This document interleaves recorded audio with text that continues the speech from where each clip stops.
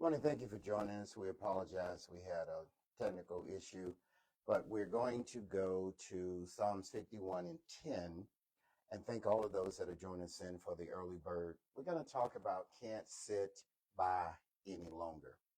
David had a conversation. I don't know if you want to call it an epiphany, but he realized that he needed to get in real time in his life. So he uses the term creating me a clean heart. So there's one of the things that we have to do. So as our blood functions in our body to keep the body in rhythm and motion in the brains, our heart spiritually needs to be connected to God because it's always our ongoing resource. And only God can do that. And he says, and renew the right spirit. In other words, in my present, I need to be present. Most people are not in their present. They're still awakening this morning in their prior situation. They're not present in their life. So then what happens, he said, cast me not away because I have stumbling blocks. And part of my stumbling blocks is me.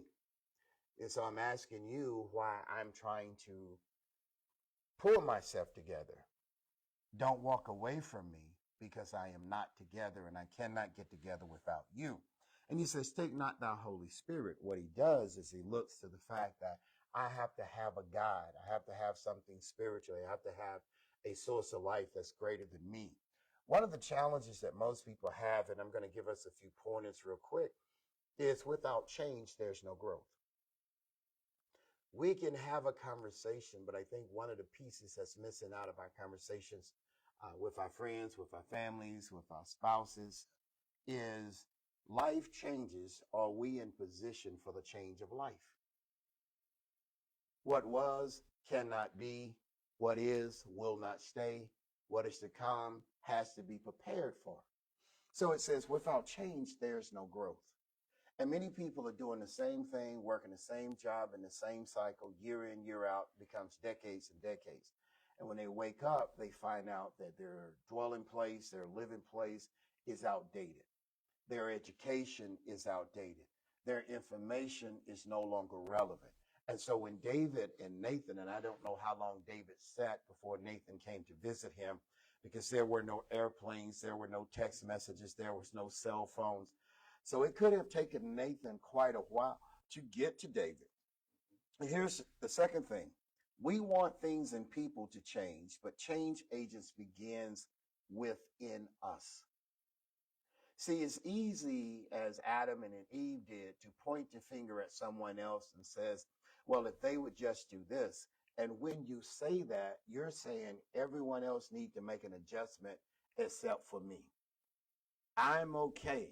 You may have been at the head of the class at the beginning of the class, but by the third semester, you may be number 89. When you started, you may have been number 1. And most people don't like the realization of their world or their day or that moment. So they kind of live in a moment that becomes what we call a comfort zone. They kind of live in a box to where I won one trophy. The problem is you've lost 99 races. So we want things and people to change, but the change agent begins with us. The third one is many people today are functioning upside down. And I'm going to give you a couple things. One of them would be attitude over knowledge. So in other words, people will look at their culture, they'll look at the time, they'll look at what people are saying, they'll listen to the slang, they'll listen to all the adjectives.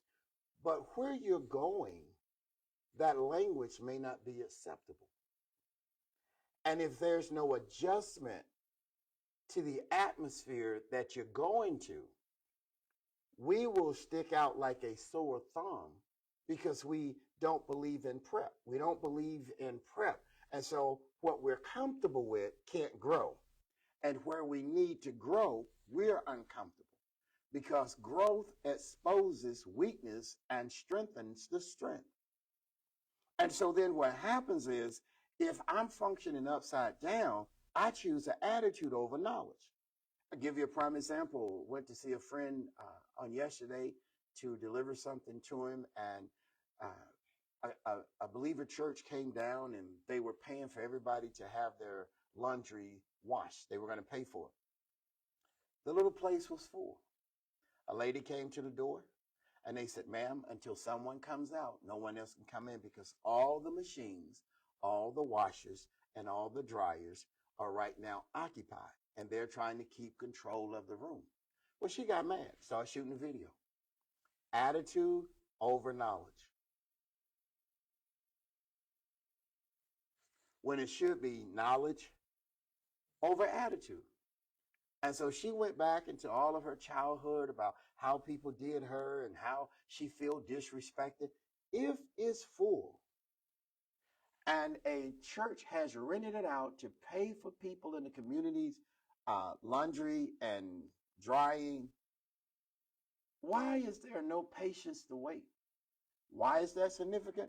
It takes patience for an individual to turn their life around.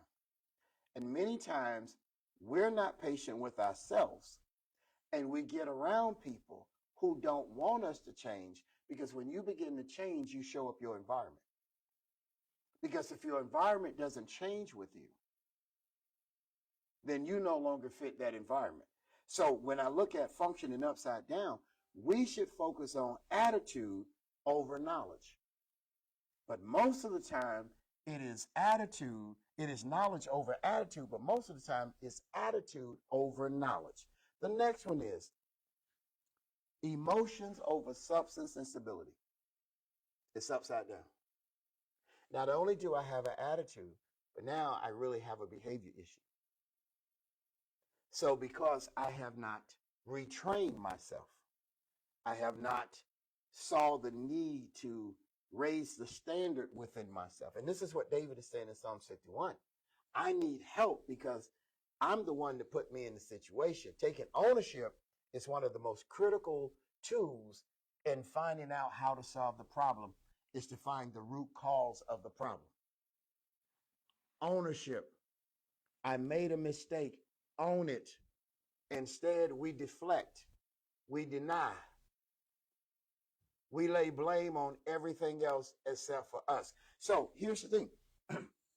So with the attitude, it turns into an emotion which sets off a behavior. And now that behavior has no substance to it. None. Has no stability. Because many people's behavior is on call. They present the behavior that they think is needed. Not the correct behavior, but the behavior that is needed. So the question would become, are you putting yourself in a place that your attitude and behavior lines up with your purpose? Or are we still talking about situation and I'm gonna do this and I'm gonna do this when this get right and I'm gonna change this when this change and I'm gonna look forward to doing it? Where is the ownership to put the Gantt chart to it, that it has a start, it has a review date, and it has an execution date? Oh, I'm going to go back to school, or I'm going to change this. Situation, conversation, not productivity, not substance, not stability. Stability means that I actually have something and I can chart my progress. Most people cannot chart their progress.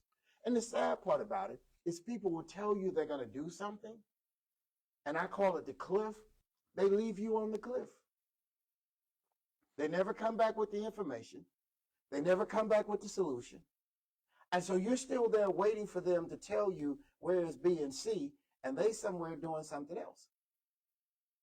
So then the next one becomes chaos over structure, when it should be structure over chaos. But many people choose chaos over structure. What do you mean? If you have structure in your life, that means you should have infrastructure. Between infrastructure and structure, you should not get pulled into chaos. Not only chaos, you should not get pulled into something that has nothing to do with your future. And this is what happened to David. He saw what he wanted, he went after what he wanted, and it cost him. He did not add up the cost. He looked at who he was, he felt his power, he felt his control, he looked to his authority, and he pursued what he wanted. What's the optimal here? He pursued what he wanted, not what he needed. When you have structure and infrastructure, you will seek the things that are needed, not the things that are wanted. The next one is planning over reaction. Most people react, and their reaction is their plan. That's not a plan.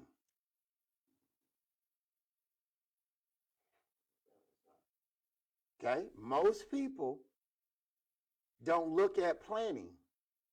They look at reaction. So their reaction is their plan, and that reaction has not been thought through. It has not been processed. So in other words, when you ask me something and I don't know, I'm not going to say I don't know. I'm just going to give you a reaction. And that reaction can come from my attitude. It can come from my behavior. It can come from my lack of focus. It doesn't give you an answer. It just gives you a reaction. And many people are looking for answers, and people are giving them reaction because they have no plan. Now, there are those who plan chaos to plant it in your life. So you're caught up on certain hangnails. So you never write, you never study, because society tells you you can keep everything in your head. They give you a smartphone that you purchase and pay a great sum for it, but you never put anything in your smartphone to remind you, because society has told you you can remember everything. So where in my illusion, I'm at 100, and in my reality, I'm a negative 95. But in my illusion and my hallucination, I got it. What's next? We waiting on what the rest of what the rest of it? Oh, that ain't important, right? Yes, it is.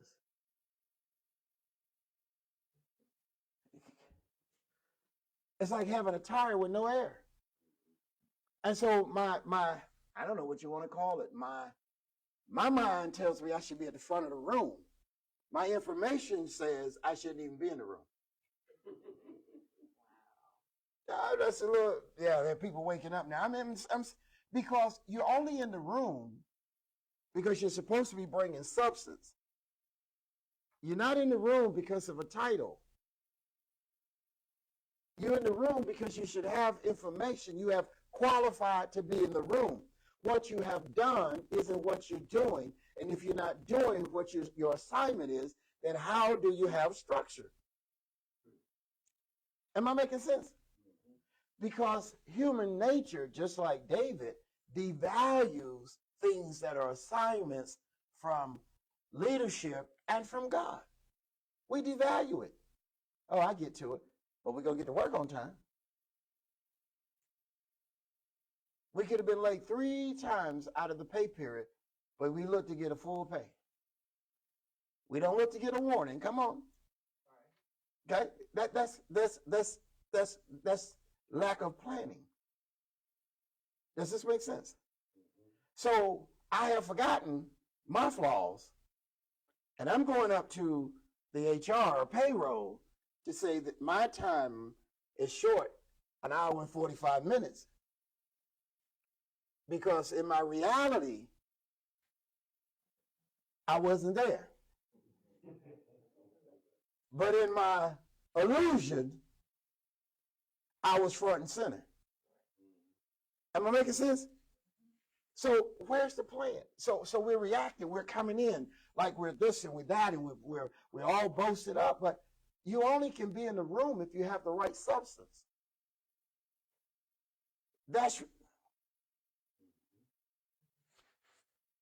So you want your mechanic to do your surgery, or you want a surgeon to do your surgery? Okay. Do you want your delivery man to do your surgery? Or do you want your surgeon to do your surgery? Your delivery man can talk being a surgeon. Your mechanic said he works with tools and take parts off. But that doesn't mean he's qualified. See, the problem is The illusion that David was under was that he was at a place that he had walked away from. But he took the attitude of who he was with him, but the two did not match up. Am I making sense? This don't sound good. We only got 3 more. Upside down, manna over seas. It should be seas over manna. Why manna? Manna can be given. Many times it's looked at as miracles, but you've never been able to plant manna. You've never been able to plant a miracle. A seed you can plant. Most people don't want to plant a seed. What's the difference in manna and the seed? Manna is given. Seeds have to be worked and processed to be planted to make sure the temperature, the depth, the width is correct for the growth. Society has taught you to take the fruit, but they took the seed. So they've reversed the manna stage. We'll keep the seed, but we'll give you the fruit that is genetically modified. But we're going to keep the authentication of the seed. So now you only can get this through us. And we are so wonderful, we go to the store. I don't want any watermelon with seeds. Yes. I don't want any peaches. I don't want any grapes with seed. I want seedless. Ooh,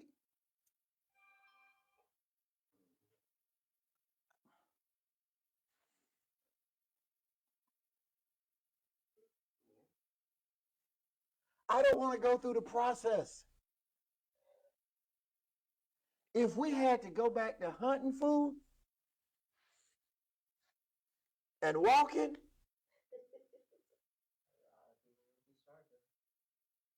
well, back in the biblical times, they only ate maybe 2 or 3 times out of 7 days.